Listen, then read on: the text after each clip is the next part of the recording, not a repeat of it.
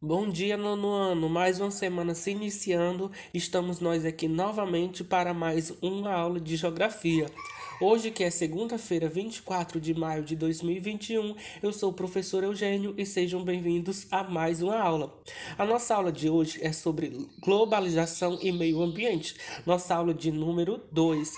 Hoje nós vamos ver sobre os principais problemas ambientais no século 21.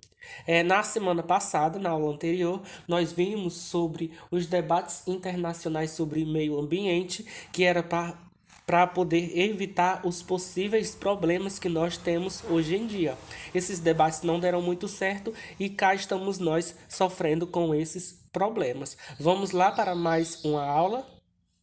Principais problemas ambientais do século XXI. Entre os principais problemas ambientais do século XXI destacam-se a degradação do solo, as queimadas, a escassez de recursos hídricos, a ameaça à biodiversidade, o aumento do efeito estufa e entre vários outros problemas. A degradação dos solos. A degradação dos solos pode ocorrer por meio da erosão, da acidificação ou da acumulação de metais pesados, levando à diminuição de nutrientes minerais e de matéria orgânica, que é o humus, o que pode restringir ou inviabilizar o uso do solo para a agricultura. Vários fatores contribuem para a degradação dos solos. Vemos aqui na figura 26, entre eles, nós temos o desmatamento, que facilita a erosão superficial causada pela água da chuva e pelo vento e provoca o transporte de humus e nutrientes, além de sulcos no solo que podem formar vassorocas. Na figura aí 26, nós temos o mundo, amplitude de degradação do solo, onde nós temos nessa cor aqui bem mais clara, que é aqui na parte de baixo, no caso a Antártida, que não tem nem como, né? É onde o solo não é degradado. Aí na cor mais amarela nós temos pouco degradado até a cor mais escura, que é extremamente degradado, que é essa aqui, e nós podemos encontrar aqui no mapa. Já na figura abaixo nós temos as vassorocas na área rural do município de São Vicente, causado pelos esses fatores que nós acabamos de falar, que tem os sucos no solo e que podem formar esse problema aí, que são as vassorocas. Outros fatores que causam a degradação do solo são o despejo de resíduos industriais e o uso de agrotóxicos pela agricultura, que alteram a composição química do solo, o uso de máquinas pesadas na agricultura e sobre a pastagem. Todos eles acarretam a compactação do solo e facilitam a erosão, o transporte de nutrientes e a redução da capacidade de infiltração da água, com consequente impacto no desenvolvimento de raízes. Além disso, grande parte da população ainda desconhece as formas adequadas de trabalhar com solo, seguindo princípios técnicos capazes de evitar sua degradação. Dessa forma, torna-se necessária a implantação de programas de educação no campo que visem o seu uso sustentável. Temos as queimadas. São provocadas de forma acidental ou voluntária. As queimadas são motivo de grande preocupação para governos, estudiosos e ambientalistas. Esse é um método usado por muitos agricultores em diversas partes do mundo para abrir ou limpar áreas agricultáveis ou para a formação de pastagens. As queimadas destroem as camadas superficiais do solo e aceleram seu processo de desgastes e esgotamento. Nós temos aí a figura 28 que representa tudo isso. As próprias pessoas causam as queimadas para fazer o plantio.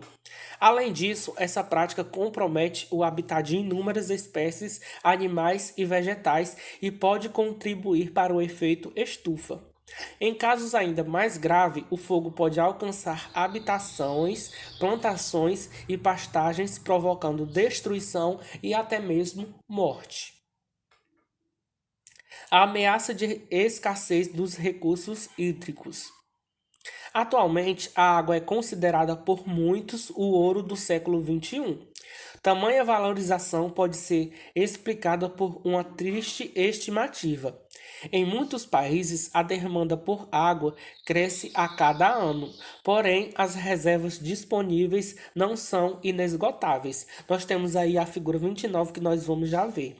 E o processo de dessalinização, que é o ato de retirar o sal da água do mar a fim de torná-la potável, ou seja, para consumo humano, ainda requer o uso de tecnologia sofisticada e envolve altos custos de investimento, ou seja, requer muito dinheiro para que isso seja possível.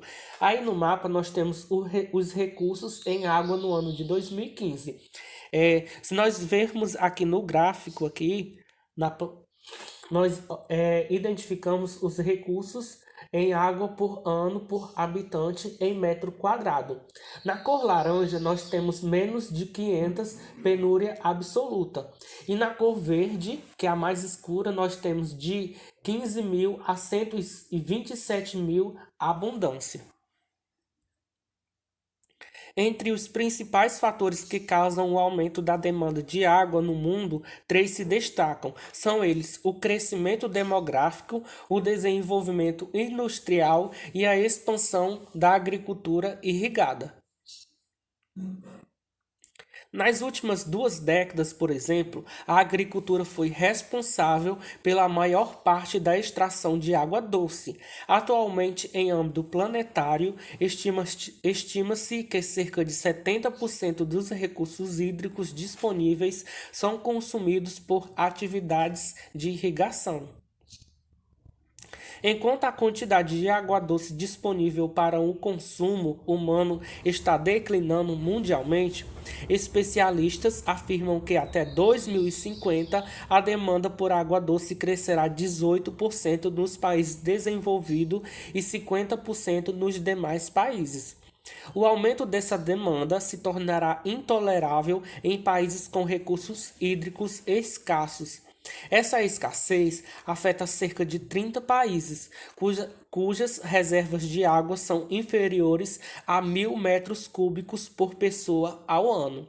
Soma-se a esses problemas a desigualdades no acesso ao consumo desses recursos vital.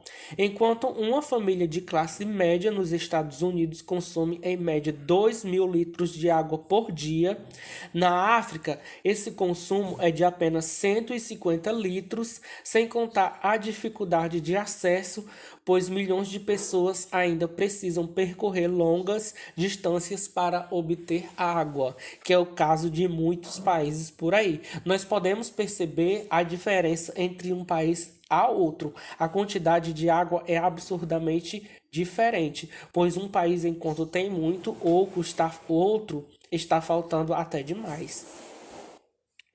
A questão se agrava diante de outro número. Sabe-se que mais de 50% dos rios da superfície terrestre eles estão poluídos ou em vias de se esgotar em razão de desperdício e da má gestão dos recursos hídricos. Entre os grandes rios que correm em perigo estão o Amarelo, o Huanghe na China, o Colorado nos Estados Unidos, o Nilo no Egito e o Volga na Rússia.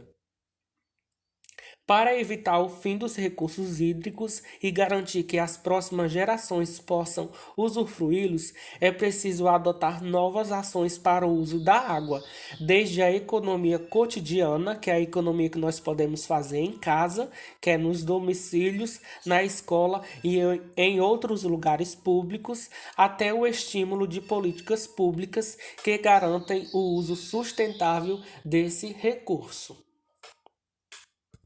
Bom, gente, esse foi o nosso conteúdo de hoje. Espero que vocês tenham entendido alguma coisa. Agora vamos pro WhatsApp fazer nossa atividade do dia.